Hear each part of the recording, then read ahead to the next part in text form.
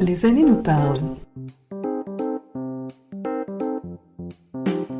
Cette entrevue a été réalisée dans le cadre du projet Les années nous parlent, un projet financé conjointement par le ministère du Patrimoine canadien et l'Assemblée francophone des retraités et aînés de la Colombie-Britannique.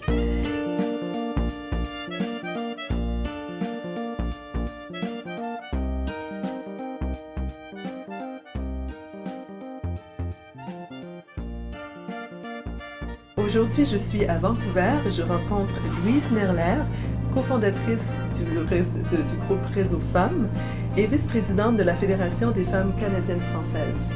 Bonjour. Alors, parlez-nous un peu déjà, qu'est-ce que c'était cette Fédération des femmes canadiennes françaises?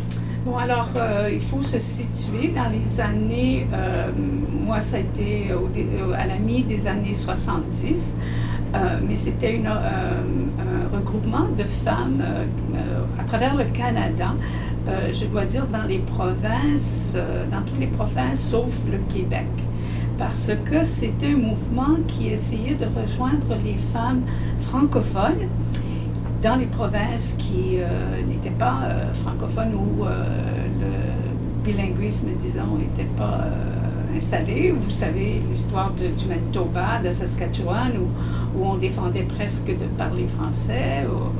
Alors, cet organisme, tout à coup, quand je suis arrivée à Vancouver, au début des années 60, j'étais jeune mariée et je me suis dirigée vers la paroisse Saint-Sacrement parce que d'abord je voyais que c'était le seul endroit où on enseignait le français et je commençais ma famille et quand tout à coup avec mes enfants qui ont commencé à la paroisse Saint-Sacrement, je me suis impliquée aussi au niveau du conseil scolaire de la paroisse, quoi.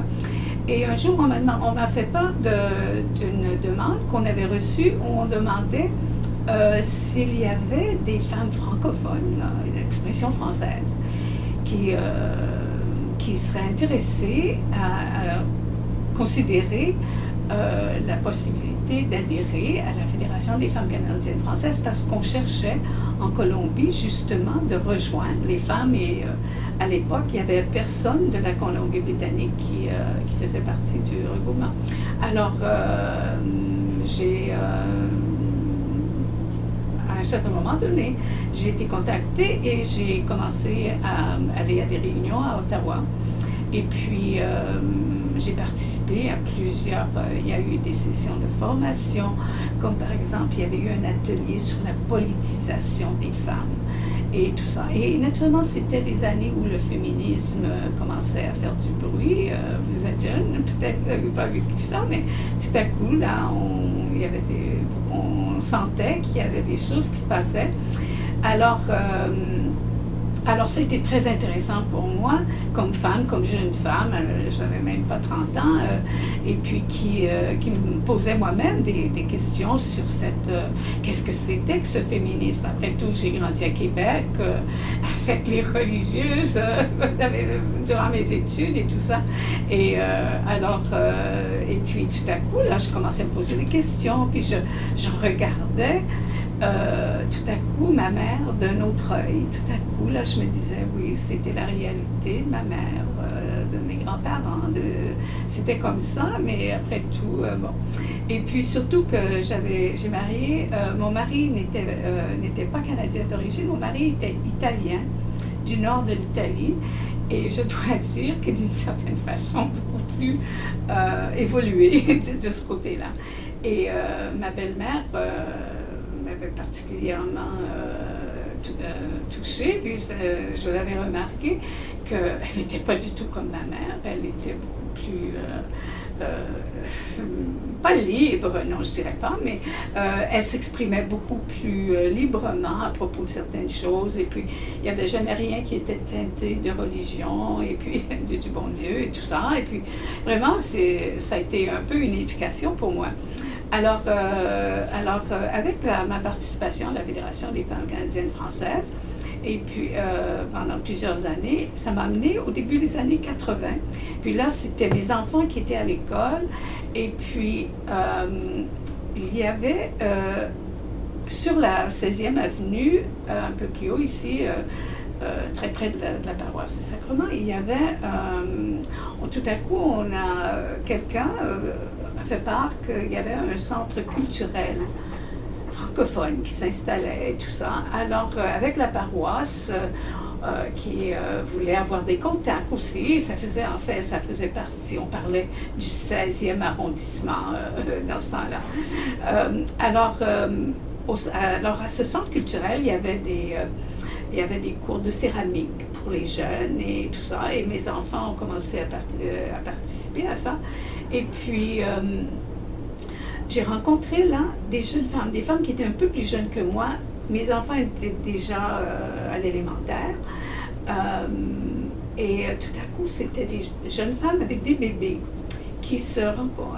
Je crois qu'une journée, un avant-midi par semaine, elles se rencontraient pour elles étaient 3 ou 4 avec leur bébé. Alors, il y en avait une qui, disons, qui restait là, qui permettait aux autres d'aller faire des courses ou un peu un regroupement très informel comme ça.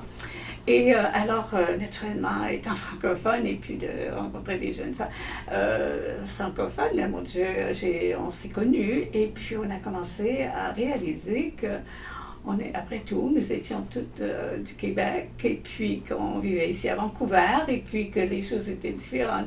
Alors, et puis naturellement, les conversations ont souvent porté sur justement les questions qu'on se posait à propos de ce qui se passait avec toutes les nouvelles parutions dans la littérature et les choses de féminisme et tout ça.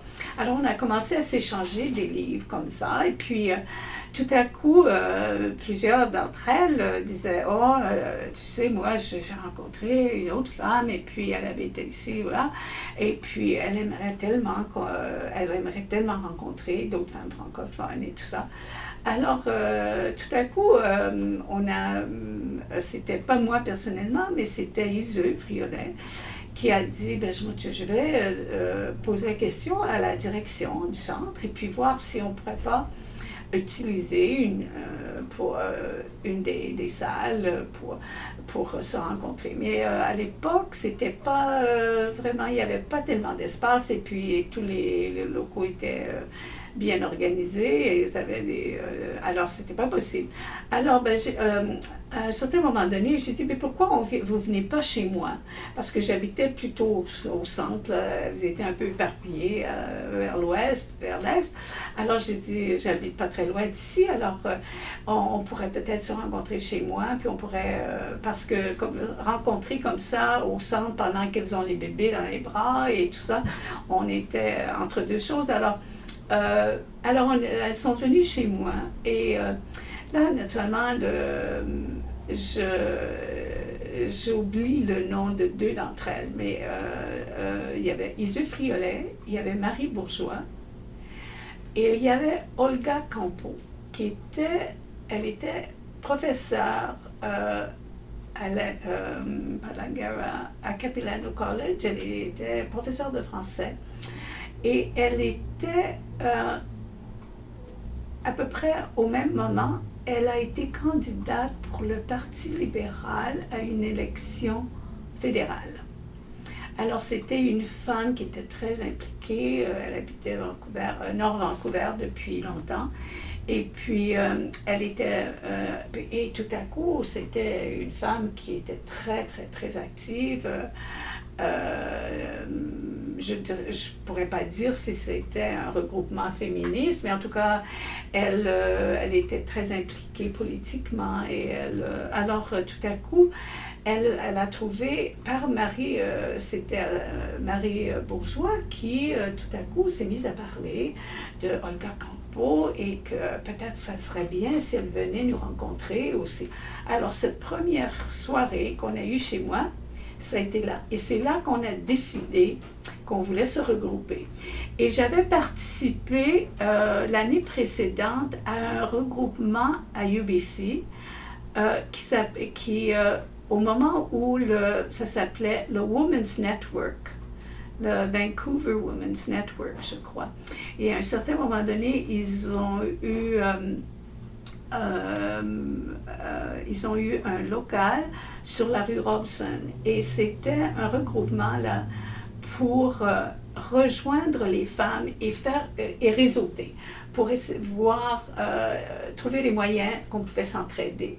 Il y a tellement de façons où les femmes ont besoin d'aide, et puis beaucoup d'entre nous sommes capables de fournir selon notre milieu, selon nos capacités, tout ça. Alors, le Women's Network, là, tout à coup, j'avais trouvé ça absolument extraordinaire, de penser que des femmes pouvaient, entre elles, se mettre ensemble et arriver à former quelque chose et trouver un moyen de s'entraider. Alors c'est comme ça qu'on a dit chez moi, alors on pourrait appeler ça le réseau femmes. Et ça, c'était en quelle année? Alors là, je dois vous dire, ça doit être ou en 82 ou 83.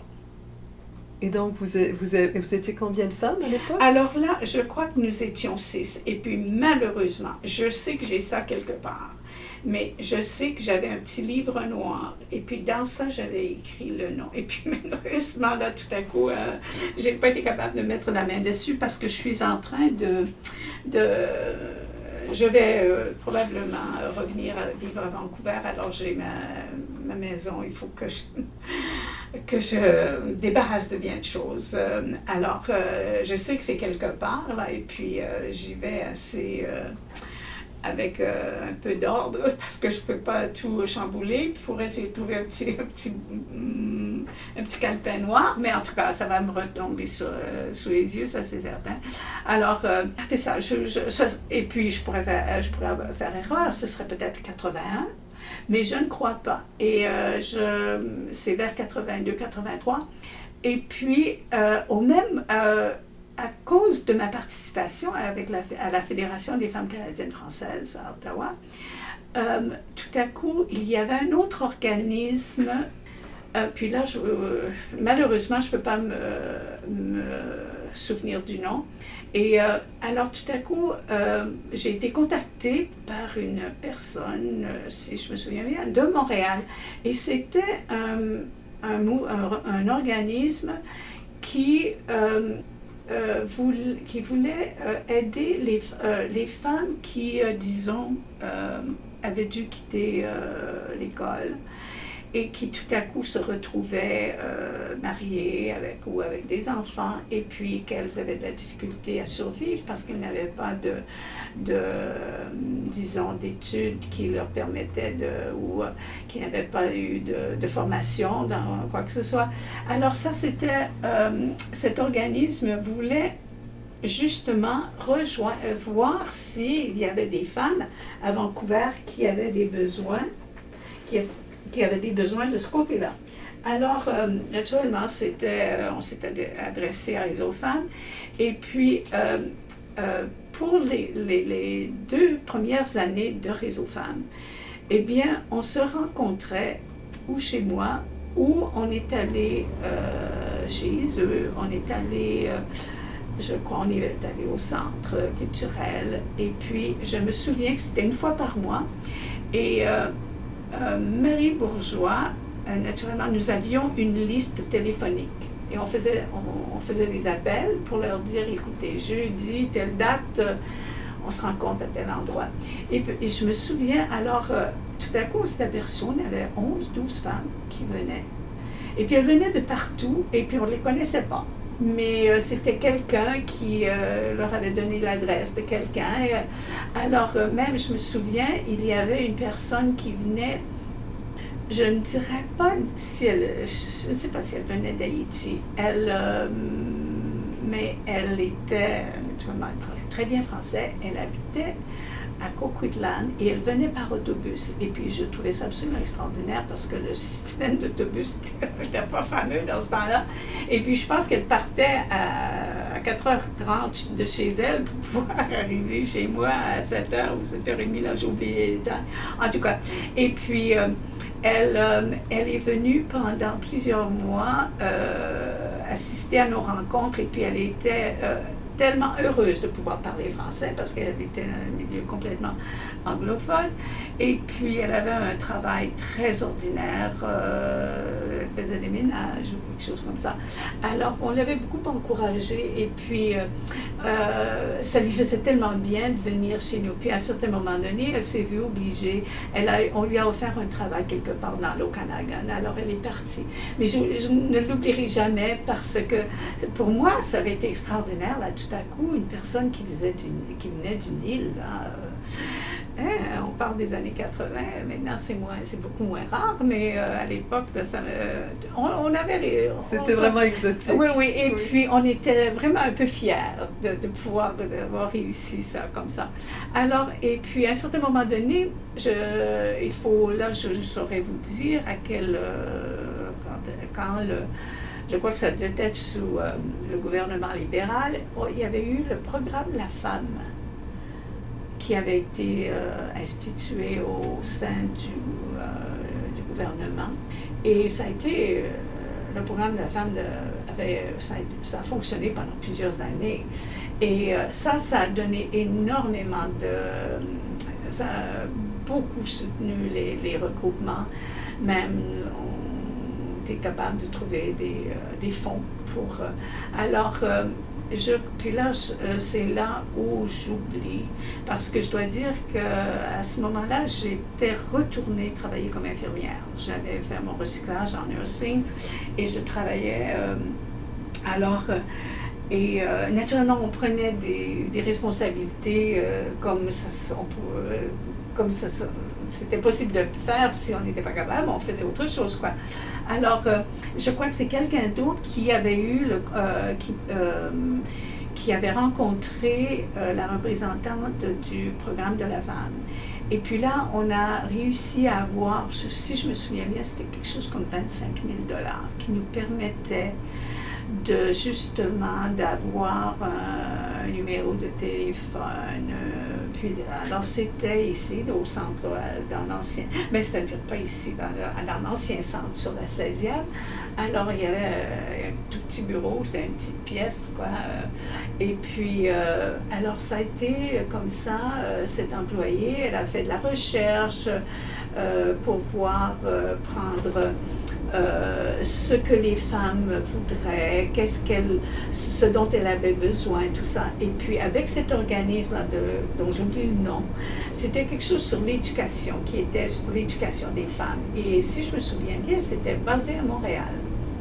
Alors, ces femmes étaient venues pour voir quels étaient les besoins des femmes qui s'étaient regroupées sous Réseau Femmes comme ça.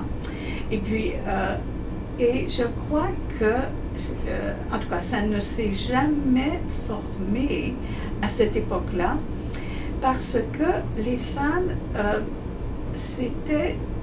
je dois dire que c'était des femmes qui nous avaient rejoints, que nous avions rejoints, quoi. Étaient des femmes éduquées, c'était des femmes qui même avaient des fois de l'université ou qui avaient fait un cours post-secondaire, quoi. Alors, leurs besoins ne se situaient pas là comme si elles avaient quitté l'école à 15 ans ou 14 ans ou quoi. Et bon, alors... Et quels étaient les besoins des femmes à ce moment-là? C'était des femmes justement qui voulaient d'abord pouvoir avoir accès à pouvoir que leurs enfants puissent se rencontrer quand ils étaient très jeunes, disons peut-être une garderie en français ou des choses comme ça. Alors, et puis en plus de ça, de rencontrer d'autres femmes francophones parce que je crois qu'il n'y avait pas autant de francophones à Vancouver à cette époque-là. Hein?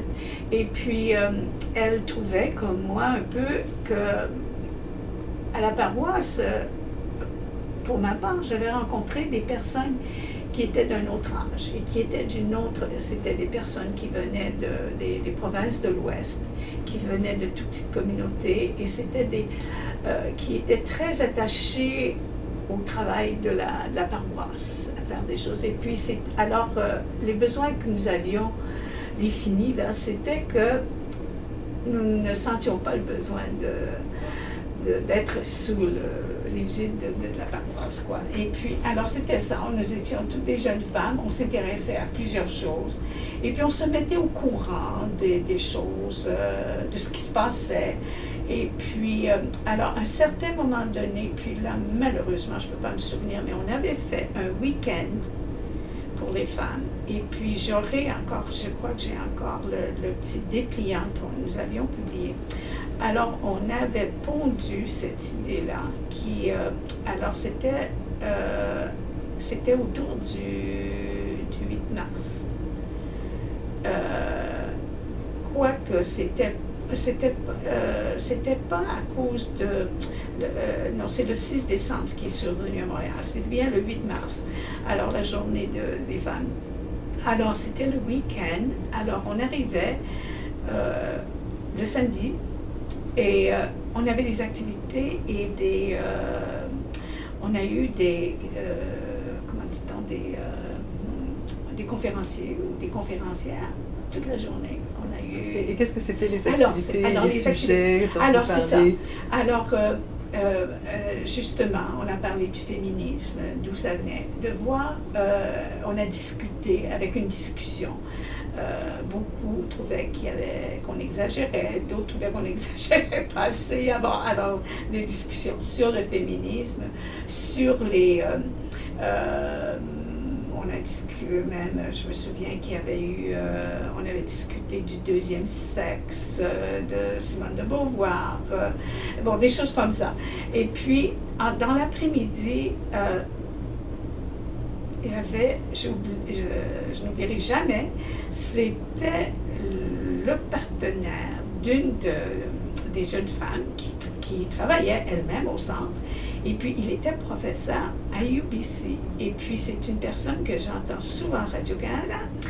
Il est à Laval. Il a un doctorat. Je crois que c'est... j'avais l'impression que c'était le génie forestier. Mais en tout cas, il est dans le milieu là, de la biologie, des plantes, je ne sais pas trop quoi. Et puis, c'est une autorité Boutier, je crois que son nom est. Et alors, il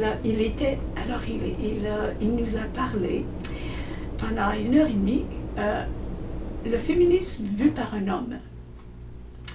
Et puis, ça avait été sensationnel, il était adorable. Et puis, on s'était tellement amusés. Alors, ça, je me souviens, c'était les 2 ateliers, quoi, un peu, qu'on avait eu dans la journée.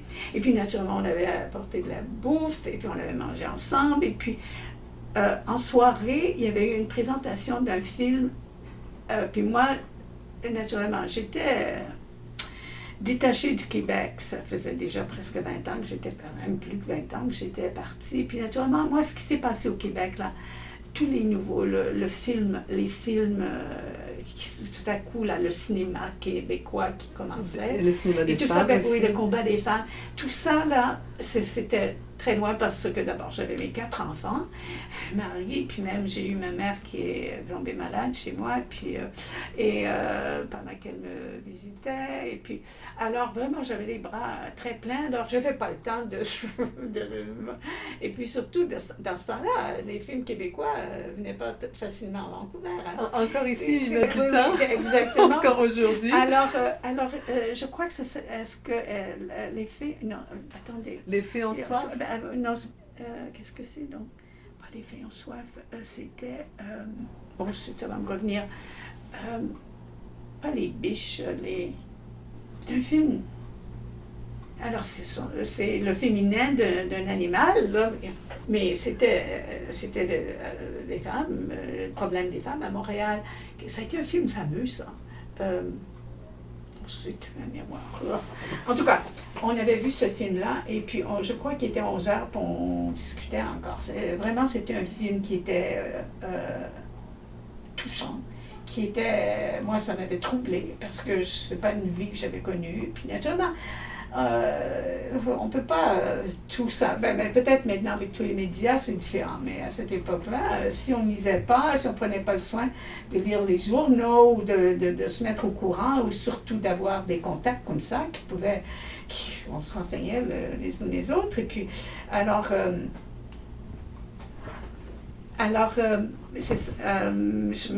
ce temps-là, c'était très surprenant de voir un film comme ça qui venait de Montréal. Alors, ça, je n'oublierai jamais. Puis le dimanche matin, on avait fait un café croissant. Et puis là, on avait invité d'abord, c'était quelque chose qui se passait régulièrement au centre culturel, le Café Croissant. Alors, on avait intégré ceux qui venaient pour la conversation française, souvent. Et puis, nous étions là tout le groupe. Et puis, alors, dans l'après-midi, on avait eu... Puis là, j'oublie, c'était quelque chose, on s'était vraiment on avait été très surpris. C'était une de celles qui participaient avec nous, qui avait amené cette femme qui était, si je me souviens bien, elle était allemande, mais elle parlait très très bien français. Et puis, elle nous a fait part de ce qui se passait en Europe comme féminisme. Et puis, elle était très engageante. Et puis, en tout cas, ça avait été un week-end extraordinaire. Et puis, ça nous avait amené des femmes de Nord-Van, de Coquitlam. Et si je me souviens bien, en tout, on avait eu quelque chose comme 42 participantes. Alors, on était très fiers de ça. C'était un beau succès. Un beau succès. Et puis, en tout cas, je vois encore le petit dépliant qu'on avait publié. Alors, on avait tout le programme, puis là, c'était bien énoncé qui viendrait pour participer. Alors, ça nous amène là probablement 85, je dirais. Et 86, c'était l'année de l'Expo, ici à Vancouver. Hein? On a eu l'Expo. Et puis, je me souviens qu'avec le programme de la femme, nous avions fait des demandes. On voulait faire une étude sur comment rejoindre, comment on pourrait s'organiser pour rejoindre plus facilement les femmes. Parce qu'on sentait, on avait des appels d'un peu partout, mais naturellement, étant ici à Vancouver, c'était pas... Et puis, il y a eu une personne qui a été embauchée pour faire cette recherche. Puis, elle a... et c'était un peu, je crois que l'organisme de Montréal, dont je vous parlais là, nous avait fourni à Réseau Femmes et à travers le programme de la femme, là, justement, les objectifs qu'on pourrait, en tout cas, une espèce de toile de fond du type de recherche qu'on pourrait faire, qui pourrait nous aider à vraiment un peu faire cristalliser les choses, parce que c'était très flou, hein? Et puis même des fois, il y a eu des mois où on ne s'est pas rencontrés parce que tout à coup, c'était pas possible quelque chose était arrivé, puis il n'y avait pas assez de participantes, alors on avait laissé tomber. Alors c'était, parce qu'il n'y avait rien de très formel, c'était seulement là, avec le programme de la femme, qui nous avait fourni cet employé, puis qui a commencé à mettre les choses... vraiment de les tenir beaucoup plus formellement. Alors, avec cette étude-là, ce qui était sorti de ça, c'était un peu ce que on se rendait compte, c'est que il y avait des besoins, mais comme par exemple les femmes auraient voulu avoir de l'aide pour aller chercher des emplois, quoi. Beaucoup de femmes ne parlaient pas assez l'anglais, mais elles avaient besoin de travail. Alors, j'oublie les grandes lignes là, de cette étude. Et puis, finalement,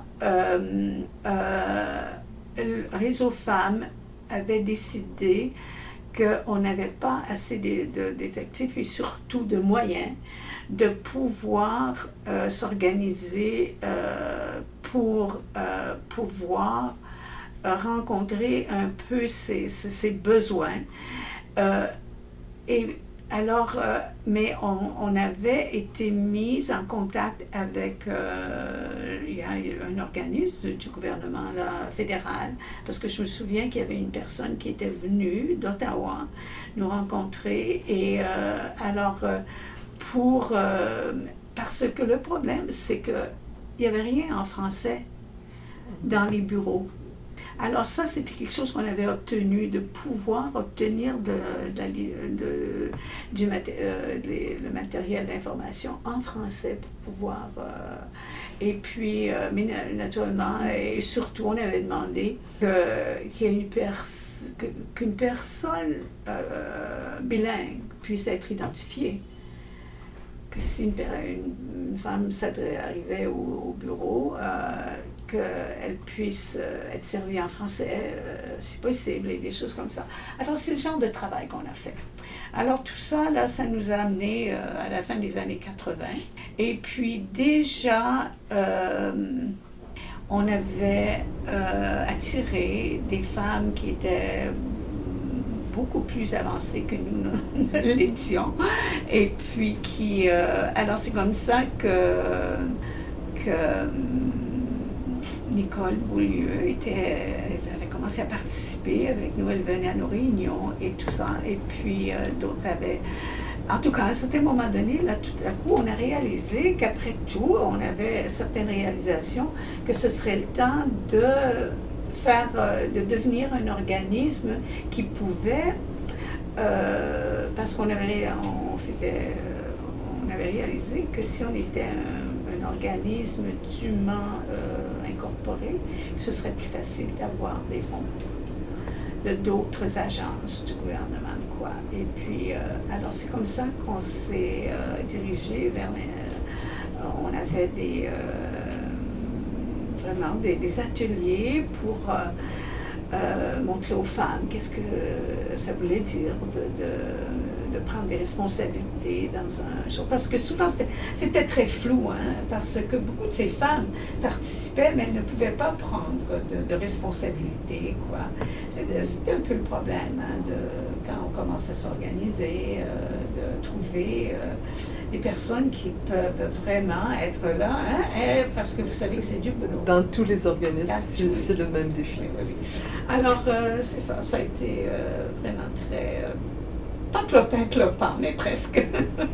Alors, c'est comme ça que c'est commencé. Puis, 90 est arrivé. Puis, on a eu cette belle rencontre. Et puis, on était, presque une quarantaine de femmes qui étaient présentes là. Je n'oublierai jamais la scène, oui, de Nicole et tout ça. Et puis, après ça, j'ai continué à être impliquée avec toutes sortes de choses. Et puis, même, j'entends souvent Radio-Canada Joanne Cordeau. Est-ce que vous connaissez ce nom? Joanne Cordeau. Mais Joanne Cordeau elle a été employée de Réseau Femmes et puis elle avait un travail. Et puis c'est ça, je me dis, il faudrait que je téléphone à Radio-Canada pour essayer de la contacter. Par ça, écoutez, je me sers de l'ordinateur, mais pour moi, là, c'est un... Je ne suis pas du genre là, qui passe beaucoup de temps puis qui essaie de faire des recherches sur l'ordinateur. Je préfère mes livres.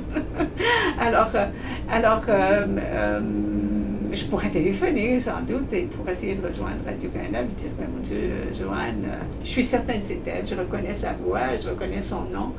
Et puis, mais je m'attendais un peu à la trouver lorsqu'on a célébré le 25e l'année dernière. Elle n'était pas là.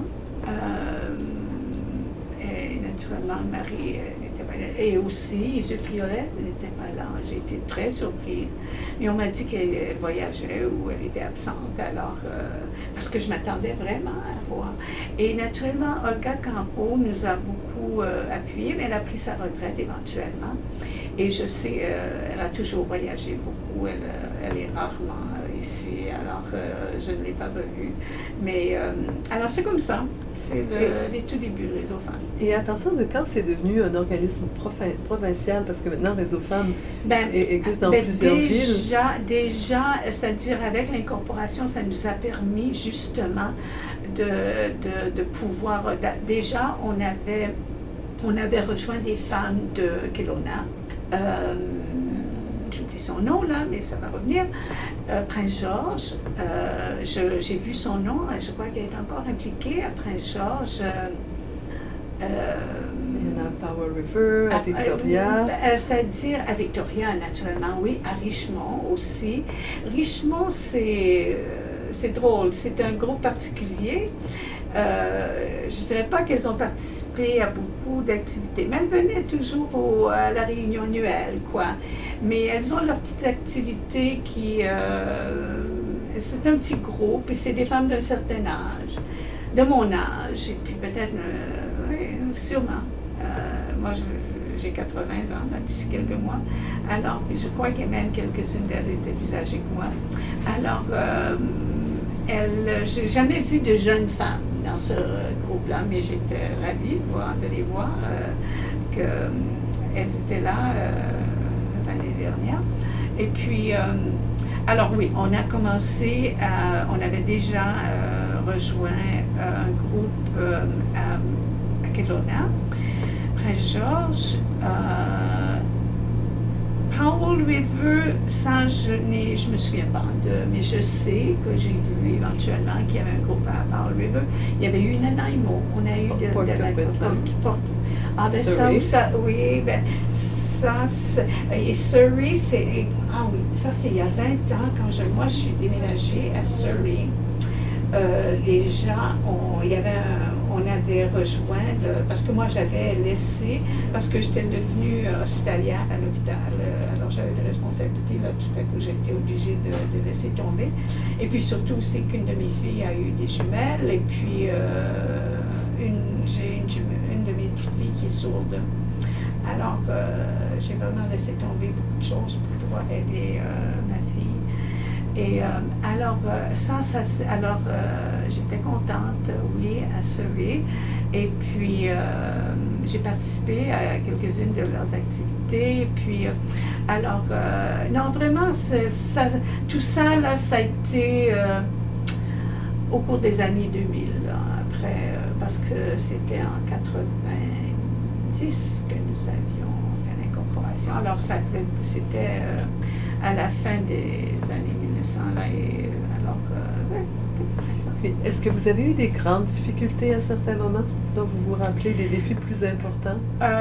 Oui, ben mon Dieu, toujours le manque de fonds pour certaines choses, ça c'est certain. Et puis, aussi, il y a eu un peu c'est-à-dire, j'ai eu connaissance, on m'a dit qu'il y avait eu un peu de différence d'opinion entre certaines des participantes à propos de... Puis là, je n'ai pas tenu compte de ça. Mais ça, c'est certain, il n'y a rien qui... Mais vraiment, je suis ravie de voir combien ça marche bien maintenant. J'ai l'impression, parce que le fait là, de pouvoir que je reçois comme ça un courriel avec toutes les activités, les demandes d'emploi, les activités à Vancouver, les activités ici et là, et ça, je trouve ça extraordinaire, parce que c'est vraiment, c'est la façon qu'on peut garder contact avec, et puis surtout de renseigner, et puis aussi ce qui m'a fait vraiment plaisir, c'est de voir la participation de francophones qui ne sont pas québécoises d'origine. Ça m'a fait vraiment plaisir. Parce que je dois dire que à un certain moment donné, là, c'était dans les années 80, j'avais, à cause de la famille de mon mari, tout ça, j'avais rencontré des personnes qui étaient très impliquées avec l'Alliance française. Et puis, il y avait quelques femmes là, qui avaient été, je leur avais parlé de réseau femmes et tout ça. Et puis, alors, à un certain moment donné, ben mon Dieu, ces femmes-là n'ont pas trouvé que c'était à leur niveau. Ça m'avait vraiment un peu choquée. Et puis, et naturellement, elle voulait beaucoup que je m'implique à réseau, pas réseau, mais à l'Alliance française. Mais vraiment, ça, je m'étais dit, oh Dieu, c'est dommage. Mais là, tout à coup, l'année dernière, lorsque j'ai... et surtout quand je suis allée dernièrement aux réunions à Surrey, à venir jusqu'à l'été dernier, là, on a eu des réunions régulières, et puis de voir, il y avait des femmes qui n'étaient pas québécoises, disons, là, où... En tout cas, je ne veux pas prononcer ça avec un grain de sel, hein. Mais en fait, c'est une réalité. Hein. On est québécoises et puis même, moi, je trouvais que les premières années, là, il y avait quelques femmes qui venaient de l'Alberta et puis qui se sentaient mal à l'aise avec nous autres. Il y en avait une qui m'avait dit ça, tu sais, c'est vrai, on n'était pas du même milieu, on a été élevés différemment, on vient de milieux différents. Alors, et puis c'était difficile de savoir, puis surtout que je pense bien ce qui est important, c'est que tout à coup qu'on fasse nombre. Peut-être s'il y avait eu 10 femmes qui venaient de l'Alberta, que ça aurait été facile de trouver quelque chose là, qui les... Ben, c'est ce qui fait qu'une petite communauté ne se referme pas sur elle-même, c'est à un moment donné l'acceptance de la variété et l'intégration de cette variété-là. Et c'est encore un défi aujourd'hui dans les associations francophones. Je crois bien. Je le vois souvent. Oui.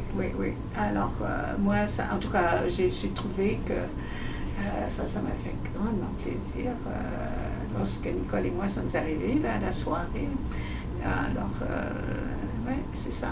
Et puis, naturellement, avec la Fédération des femmes canadiennes françaises, qui est un organisme avec vraiment des réalisations qui ont été très solides. Et puis, il y avait une revue, je la vois encore dans ma mémoire, ils avaient une revue mensuelle qui était excellente. Et puis, à un certain moment donné, une autre association de femmes, des femmes d'éducation de langue française, la Fédération d'éducation, j'oublie les détails de cette chose. Alors là, c'était un organisme à Ottawa et qui regroupait des femmes universitaires. Et qui, leur mandat, c'était de promouvoir l'éducation des femmes. Alors, ils avaient un champ d'action un peu, c'est-à-dire leur cible était des femmes qui étaient déjà, j'ai l'impression que c'était des femmes qui étaient déjà, qui avaient une éducation postsecondaire ou même universitaire. Et ils avaient des projets qui étaient toujours, qui n'étaient pas des choses à la portée du groupe de femmes que nous servions ici, du moins à Réseau Femmes. Et puis aussi, il y a eu de la collaboration entre la Fédération des femmes canadiennes françaises et ce regroupement-là d'éducation, en tout cas, c'était sur l'éducation des femmes francophones. Et puis, alors, deux organismes qui siégeaient à Ottawa. Et puis, j'ai participé à des choses où elles étaient là, où c'était quelque chose qui avait été organisé de pair. Et puis, elles avaient... et à un certain moment donné, je crois que ce qui est arrivé avec la Fédération... Ce qui est arrivé, c'est que la Fédération des femmes canadiennes françaises, c'était les femmes... ça avait commencé en Ontario. Et ce sont les femmes qui se sont battues pour l'établissement des écoles francophones en Ontario. Alors, ça, c'était les femmes qui ont été, puis là, les noms des femmes qui ont été remarquées. Dans tout ça, il y a des femmes extraordinaires qui ont œuvré puis qui ont combattu, littéralement combattu. Alors ça, c'était, je parle des années 1900, là, ou des années, ah oui, de la Première Guerre mondiale. Alors c'est ça, c'était une organisation, un regroupement de femmes qui éventuellement est devenu vraiment quelque chose qui a œuvré dans toutes les provinces.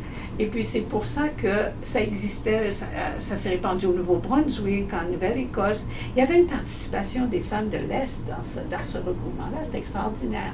Et puis ça rejoignait les femmes là, qui, dans les petits patelins là, autour des paroisses, si vous voulez, mais c'était là où les femmes francophones se regroupaient, quoi. Et puis elles ont contribué à l'éducation des femmes. Et puis, mais c'était pas je ne sais pas l'histoire du regroupement là, pour l'éducation des francophones, quand est-ce que ça avait commencé, mais on dirait que ça a été comme un pendant de ça, qui s'est séparé, et puis, mais qui continuait à collaborer, quoi. Mais je crois que j'ai entendu dire, il y a quelques années, tout à fait par hasard, puis là j'oublie où est-ce que c'était, que la Fédération des femmes canadiennes françaises, ça s'était éteint et que parce qu'il y avait un fonds important qui, pour aider au fonctionnement de... Alors c'était des argents, là, un fonds... qui était, puis là j'oublie d'où venait de cet argent-là, mais en tout cas c'était considérable. Alors ça donnait, je crois qu'il y avait un montant peut-être à l'époque là, de 50 000 $ qui allait à la Fédération pour des projets, tandis l'organisme sous le programme de la femme avait déjà des argents qui venaient du gouvernement sous le programme de la femme. Alors, c'est pour ça on a eu des réalisations extraordinaires sur la politisation des femmes. Et puis ça, je considérais ça tellement important. Et puis des ateliers, là, vraiment de fin de semaine à Ottawa, même à Winnipeg, à Saint-Boniface, mon Dieu, en Alberta. Alors, c'était un organisme qui a commencé aussi, qui a fonctionné un peu en Colombie-Britannique, mais pas, on n'était pas... je dois dire que l'Alberta, le Manitoba, c'était cette fédération-là qui a rejoint les femmes. Tandis qu'elle n'avait pas pris pied encore en Colombie-Britannique avant que je n'arrive là et que tout à coup on me contacte et on me dit venez. Alors, mais par contre, vu que Réseau Femmes s'était formé et naturellement on n'avait pas beaucoup d'argent. Et puis on voulait se regrouper d'abord avant d'être capable de pouvoir envoyer des effectifs à Ottawa. Alors la Fédération des femmes canadiennes françaises sûrement nous a soutenus, mais on n'a pas eu la présence que cette fédération-là pouvait avoir en Saskatchewan, au Manitoba, ou en Alberta, et même et puis dernièrement, je voyais quelque chose de nouvel à propos du Nouveau-Brunswick, et j'ai reconnu le nom d'une des femmes qui a été la présidente de la Fédération des femmes canadiennes françaises, qui est encore très active, mais là, c'était pas avec la Fédération, c'était au niveau municipal, à Moncton. Et alors, on a bien travaillé de ce côté-là. Et pour terminer, de quoi est-ce que vous êtes le plus fier aujourd'hui? Ben, je dirais que Ben d'abord, je suis fière parce que mes enfants parlent français. Et même si il y en a deux qui, même tous les trois sont, mon fils a une épouse qui ne parle pas français, et mes filles non plus, mais au moins mes gendres sont très intéressées et mes petites filles sont dans les programmes d'immersion. Alors et je pense que c'est parce que je me suis impliquée et que ça est pour elle, parce que je n'ai que des petites filles, et j'ai 3 filles, puis pour mon fils aussi, c'est que mon fils n'a pas d'enfant. Alors, je pense que ça a alimenté la vie francophone chez moi, parce que mes enfants m'ont vu amener bien des femmes chez moi, et puis tout se passait en français. Et puis, une de mes filles est devenue très active avec la Fédération Jeunesse, oui, dans les années 80, parce qu'après ça, elle est allée en Europe. Alors, ben mon Dieu, je suis fière de ça, que j'ai été capable de transmettre au moins. Je ne peux pas dire que mes enfants vivent en français, ça, par contre, parce que je pense bien que le milieu a moins de... Et puis, et aussi, mes enfants étaient trop âgés. Il y a seulement ma dernière qui a été capable de profiter du programme d'immersion au secondaire, parce qu'elle finissait son primaire. Et puis là, on commençait parce que je les avais mis à Saint-Sacrement. Alors, quand ils ont commencé les classes d'immersion, elle était déjà en 5e ou 6e année. Alors, je l'ai laissé finir à Saint-Sacrement, mais elle a fait son secondaire en français. J'ai envoyé mon fils à Gravelbourg pendant 2 ans. Alors, il a eu 2 ans de scolarité au secondaire en français. Et puis, à la maison, on a toujours parlé français. Mon mari était italien, mais il parlait très bien. Il était gradué de Laval. Alors, on vit en français et puis on continue. Naturellement, le dimanche soir, lorsque tout le monde vient dîner, il y a un mélange de pas mal de choses, même de l'italien souvent, parce que j'ai une fille qui a vécu en Italie. À part ça, je suis fière du fait que Réseau Femmes est là, qui fonctionne très bien. Parce que je me dis... souvent, on était découragés, hein, les choses, on aurait voulu qu'elles aillent beaucoup plus vite. Et puis, je m'aperçois que peut-être le fait qu'on a tenu bon, puis que même s'il y avait eu une espèce de petite relâche, qu'on reprenait, puis que ça remontait, alors je m'aperçois que, personnellement, je n'étais pas seule, que ces femmes avec qui j'ai travaillé, que vraiment que ça, on a accompli quelque chose qui est encore là. Puis est-ce que vous avez l'impression que Réseau Femmes continue avec la même vision que vous aviez à l'époque? Bien, c'est-à-dire, oui, moi ma vision c'était, j'avais réalisé justement à force de vivant ici en Colombie-Britannique, que ma vision de ce que j'étais moi comme québécoise, là, tout à coup, c'était ma vie à moi, c'était ma façon d'être et tout ça, mais que tout à coup, là, les femmes francophones, elles venaient d'un peu partout, et puis d'être capable de se rencontrer comme femmes, de laisser tomber les petites choses qui nous étaient différentes, quoi. Mais d'être capable de voir que on avait besoin de s'appuyer, de se soutenir dans nos occupations, nos entreprises, notre devenir femme et de vivre comme femme.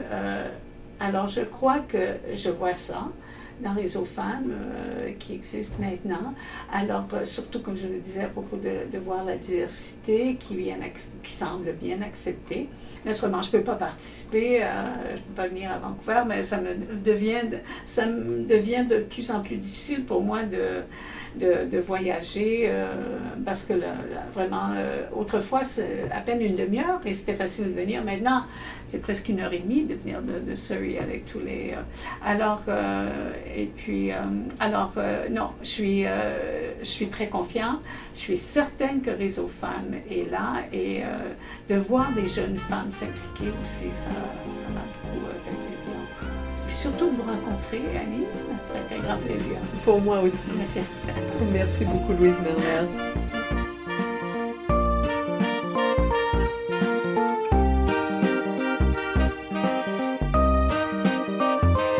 Ici Annie Poirier au microphone, à la technique Gérald Monpetit et Stéphane Lapierre à la gestion de projet. Un merci tout spécial à tous ces gens merveilleux qui m'ont accueilli chaleureusement, ainsi qu'aux associations francophones de la province pour leur appui et leur travail exceptionnel.